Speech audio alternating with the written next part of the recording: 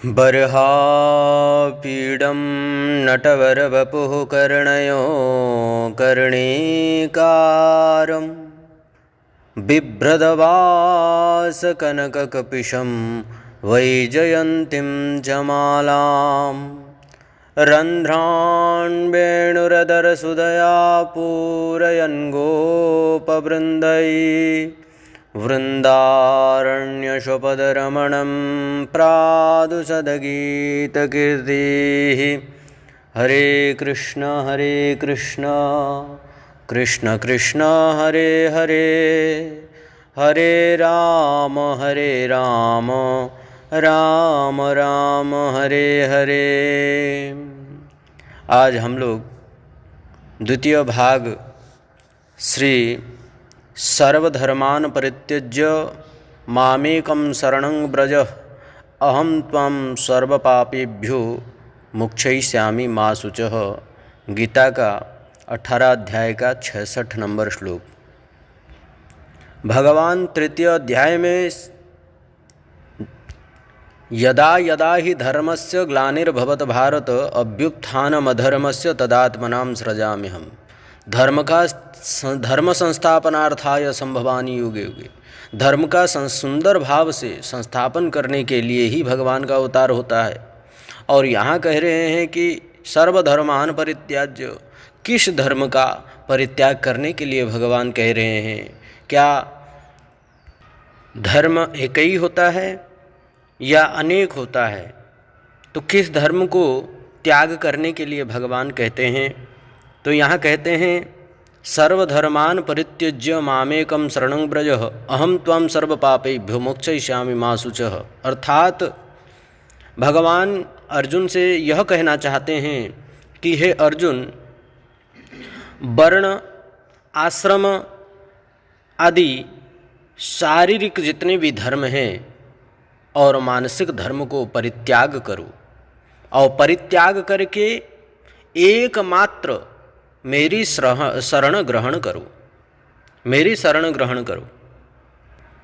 मेरे शरण ग्रहण करना ही तुम्हारे लिए उत्तम धर्म है, जिसको परम धर्म कहा गया है शास्त्र में, भागवत में।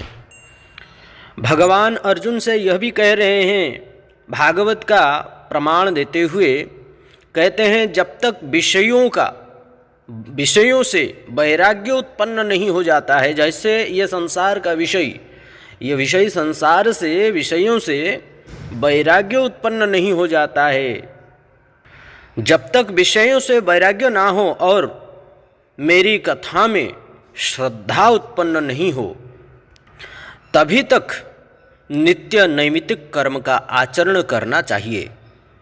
यह भागवत में बताया गया है।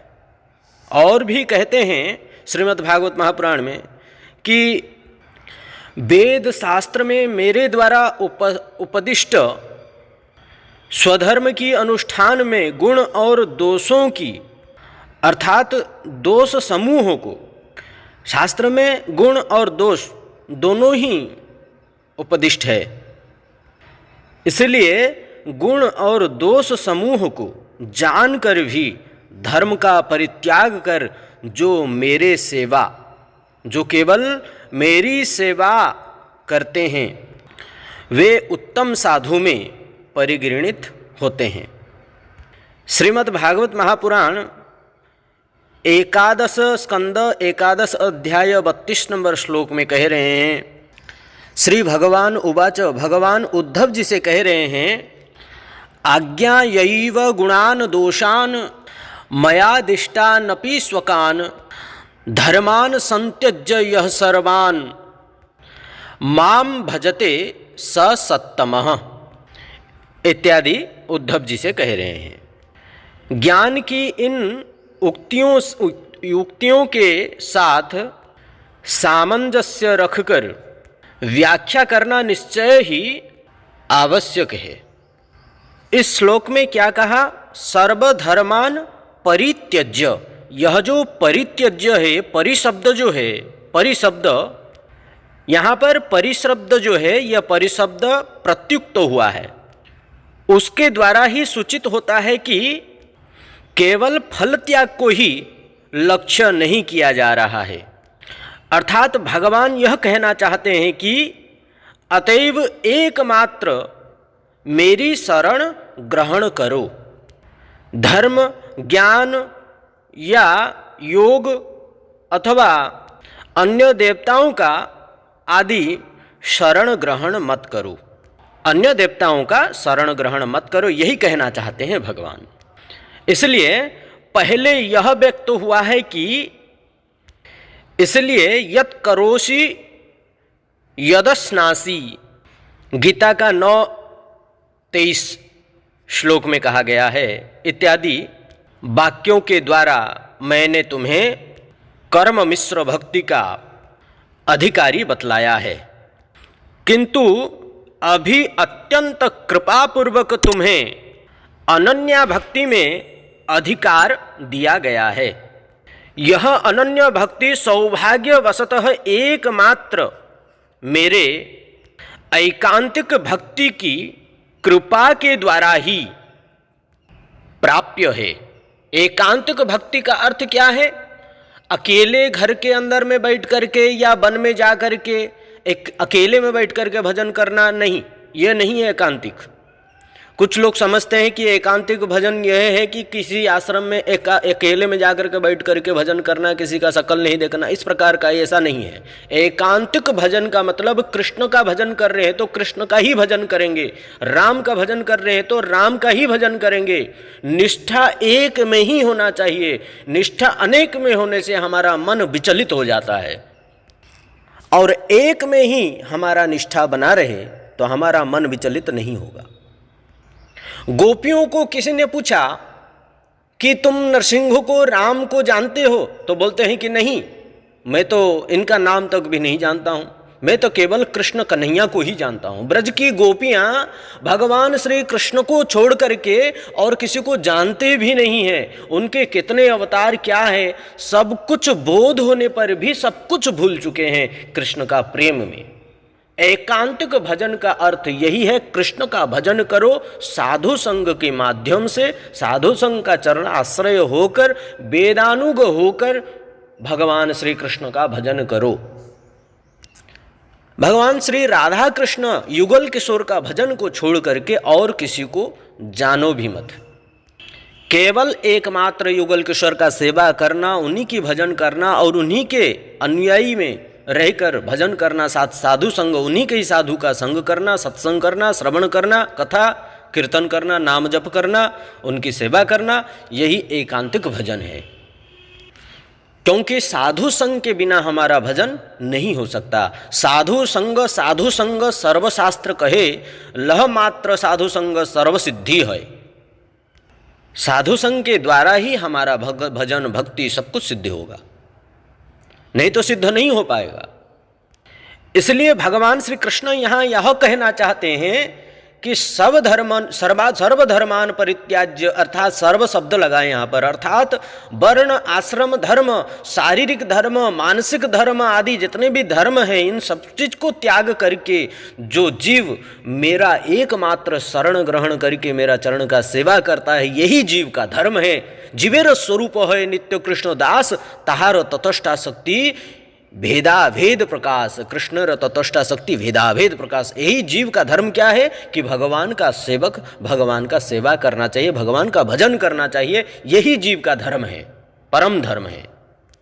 इसलिए भगवान एकमात्र यहाँ क्या कह रहे हैं कि मेरे एकांतिक भक्ति की कृपा के द्वारा ही प्राप्य है। क्या पाप प्राप्य है? बोलते हैं मेरा चरण, मामेकम शरणं ब्रज, यह प्राप्य है, यह प्राप्त हम कर सकते हैं। ऐसे लक्षण युक्त मेरी जो प्रतिज्ञा है उसका उल्लंघन करते हुए तुम्हें अनन्य भक्ति में अधिकार दिया गया। जैसे पितामह भीष्म के लिए भी मैंने अपनी प्रतिज्ञा तोड़ दी। पितामह भीष्म के लिए भी भगवान प्रतिज्ञा तोड़े थे। इसलिए भगवान जो शास्त्र में आज्ञा दे रहे हैं, शास्त्र का आज्ञा को पालन करते हुए यदि हम उस मार्ग में चलेंगे, तब तो धीरे धीरे सीढ़ी चढ़ते चढ़ते चढ़ते चढ़ते भव सागर पार हो जाएंगे और भगवान का चरण कमल को प्राप्त कर लेंगे और भगवान का चरण कमल का सेवा हमें प्राप्त हो जाएगा। शास्त्र में जो कहा गया है उसका अनुगमन करना चाहिए, उसका शरण ग्रहण करना चाहिए। वर्तमान कनिष्ठ अधिकारी साधक को साधन अवस्था में शास्त्र के अनुयायी होकर के ही साधन करना चाहिए, अनुगत्य होकर के ही साधन करना चाहिए शास्त्रों का। और शास्त्र का अनुगत्य अकेले में नहीं हो सकता है, साधु संतों के द्वारा ही हो सकता है। इसलिए साधु संग सर्वशास्त्र कहे, शास्त्र का संग करना है तो साधु संग सबसे पहले करना है, साधु के प्रति श्रद्धा उत्पन्न करना है। विश्वनाथ चक्रवर्ती ठाकुर पाद जी कहते हैं आदो श्रद्धा तत साधु संग, श्रद्धा से ही साधु संग होगा, बिना श्रद्धा का साधु संग नहीं हो सकता, कदापि नहीं हो सकता। आदो श्रद्धा तत साधु संग, फिर जाकर के भजन क्रिया होगा, साधु संग के माध्यम से जाकर के भजन क्रिया होगा। आदो श्रद्धा तत साधु संग भजन क्रिया, फिर जाकर के क्या हुआ भजन क्रिया से? अनर्थ निवृत्ति। हमारा जो पाप बीज कुट्ट बीज, अनेक प्रकार के अनेक जन्मों से जो हमने पाप किया है वो समस्त पाप को धोने वाला ही साधु है। साधु का अर्थ यही है, स्वयं को धोते हुए दूसरे को भी धो देना। तो इसलिए साधु संग निहायत ही आवश्यकता है। साधु संग के द्वारा ही हम शास्त्रों को समझ पाएंगे, नहीं तो कदापि नहीं समझ पाएंगे। इसलिए भगवान अर्जुन से कह रहे हैं कि मेरे आज्ञा के अनुसार नित्य नैमित्तिक कर्म त्याग करने से तुम्हें प्रत्यवाय का भाग नहीं बनना होगा। क्या कह रहे हैं? प्रत्यवाग का भाग नहीं बनना होगा। भगवान कह रहे हैं कि मैंने ही वेद के रूप में नित्य कर्म अनुष्ठान का उपदेश दिया है। भगवान स्वयं ही वेद में नित्य कर्म अनुष्ठान का उपदेश दिया है। भगवान देखिए कितने दयालु है कि यदि कोई भजन मेरा नहीं करेगा, मेरा शरण में नहीं आएगा तो मुझे प्राप्त नहीं कर पाएगा। इसका मतलब ये नहीं है कि केवल संसार में ही पड़े रहे, वो नरक आदि का भोग करते रहे, बार बार जन्म ले, बार बार पुनरपि जननम पुनरपि मरणम पुनरपि जननी जठरे शयनम, मातृगर्भ में जाए 10 महीना कष्ट भगे, फिर बाहर निकले, नाना प्रकार का दुख तकलीफ जरा व्याधियों में जूझते रहें, उसके बाद फिर मर करके नरक में जाएं। यह नहीं चाहते हैं भगवान। इसलिए नित्य कर्म का उपदेश भगवान स्वयं वेद में दिया है, ताकि इस नित्य कर्म को भी यदि करे कोई तो भी उसको पुण्य लाभ, जाग यज्ञ हवन पूजन इत्यादि करके कम से कम पितृ ऋण का उद्धार करना, अपना पितृपिंड दान आदि इत्यादि जितने भी ये सब कुछ करके क्या करेगा? पुण्य फल प्राप्त करके स्वर्ग चले जाएगा, कम से कम नरक से बच जाएगा वो। इसीलिए भगवान कितने दयालु है कि जीव के लिए सब कुछ पहले से ही बना करके रखा है, फिर भी जीव भजन करना नहीं चाहता है, भगवान का शरण में नहीं जाना चाहता है, केवल संसार की भोग विलास में ही लगा रहना चाहता है। लेकिन उसे पता नहीं कि यह संसार कितना दुखमयी है। यह संसार कैसा है? तो बोलते हैं दुखालय है। संसार दुख जलधौ पतितस्य कामाः क्रोधादि नकर मकरै कबलीकृतस्य दुर्वासना निगडितस्य निराश्रयस्य श्री चैतन्य चंद्र मम देहि पदावलंबम। इसलिए ऊपर की ओर नहीं, नीचे की ओर देखो, नीचे में रहो। नीचे में रहोगे, छोटा बन करके रहोगे तो जल्दी प्रेम प्राप्ति होगी। भगवान की चरण कमल नीचे है, भगवान की सिर ऊपर है, सिर उठा करके मत रखो, चरण की ओर देखो तो भगवान स्वयं झुक करके आपको उठा लेंगे। किंतु मूढ़ व्यक्तियों को तो ऊपर ही सिर करके रखना है। जो ऊपर की ओर देख करके चलता है ठोकर लगता है, गिरता है। तो इसलिए नीचे की ओर देख करके चलना है। श्रील स्वामी प्रभुपाद जी कहते हैं simple living high thinking, thinking high रखो लेकिन लिविंग सिंपल रखो। नीचे की ओर रहो, नीचे की ओर देखो, सोच ऊपर की ओर रखो। इसीलिए भगवान वर्ण आश्रम व्यवस्था बना करके वेद में दिया है कि इस प्रकार का कम से कम करेगा तो भी इस वर्णाश्रम धर्म का यदि पालन करेगा, नित्य नैमित्तिक धर्म का यदि पालन करेगा, इसका यदि आचरण करेगा तो भी नरक से कम बच करके स्वर्ग आदि चले जाएगा, कष्ट से बचेगा। इसलिए भगवान तो कंबा दयालु है। और यह नित्य नैमित्तिक धर्म का कर्म का पालन कब तक, जो वेद में बताया गया है, इस कर्म को पालन करना ही उसका धर्म है जब तक वर्णाश्रम धर्म में रहेगा। तो इस कर्म को त्याग कब करेगा? वो बोलते हैं इस धर्म को त्याग तभी करेगा जब तक भगवान का चरण कमल में नहीं पहुंच जाता है, भगवान का चरण सेवा नहीं करता है, तब तक ये संसार में रह करके, वर्णाश्रम धर्म में रह करके नित्य नैमित्तिक कर्म करना पड़ेगा। इसका त्याग तभी हो जाएगा जब भगवान का चरण प्राप्ति हो जाएगा, एकांतिक भजन हो जाएगा, जब ये धर्म को त्याग कर देगा। इसका उदाहरण एक छोटा सा चिड़िया जब अंडे से निकलता है तो उसका पंख रहने पर भी उड़ नहीं पाता है, क्योंकि उसका पंख इतना पर्याप्त नहीं है जो उसको उड़ा सके, उसके अंदर में ताकत नहीं है। तो इसलिए यह नित्य नैमित्तिक कर्म जो है, इसके अंदर में इतना ताकत नहीं है जो भगवान का पास पहुंचा दे। इसलिए जब तक पंख नहीं हो जाता है, पंख उसका बड़ा नहीं हो जाता है, उसमें पर्याप्त बल प्राप्त नहीं हो जाता है, तब तक वो उड़ नहीं सकता। जैसे ही पंख बड़ा हो जाता है तब उड़ने लग जाता है। जब तक वो पंख बड़ा नहीं होता है तब तक उसको धरती पर ही चलना पड़ता है, उड़ नहीं पाता है, धरती को ही पकड़ के रखना पड़ता है। और जैसे ही पंख बड़ा हो जाता है धरती को छोड़ करके आकाश में उड़ता है फिर। तो इसी प्रकार ही मान के चलो एक तरह से, जब तक हमारा भगवान के चरण कमल में सेवा की अनुराग उत्पन्न नहीं होता है, भगवान की कथा के प्रति अनुराग उत्पन्न नहीं होता है, भगवान का नाम, भगवान का कीर्तन के प्रति, भगवान का रूप गुण लीला आदियों का श्रवण के प्रति उत्पन्न नहीं होता है अनुराग, तब तक वर्ण आश्रम में रह करके ही नित्य नैमित्तिक कर्म का अनुष्ठान करना चाहिए जीव को। और जैसे ही भगवान के चरण कमल में अनुराग उत्पन्न हुआ, आसक्ति उत्पन्न हो गया, तो ये अपने आप ही छूट जाएगा, इसको छोड़ने की जरूरत नहीं पड़ेगी। जिस प्रकार का चिड़िया का पंख हो जाने के बाद में वो अपने आप धरती छोड़ करके उड़ जाता है, उसको बोलना नहीं पड़ता है, तो ऐसे ही मानो जीव भी भगवान के चरण कमल का सेवा जैसे ही कर लेगा, ये अपने आप ही छूट जाएगा, अपने आप ही छूट जाएगा। इसके लिए ज़्यादा प्रयास करने की भी आवश्यकता नहीं है। इसलिए भगवान का भजन करो साधु संग के माध्यम से, यदि जीवन का कल्याण चाहते हो। कलयुग में केवल नाम में ही उद्धार होगा। कलयुग केवल नाम आधारा, सुमिर सुमिर नर उतरे उपारा।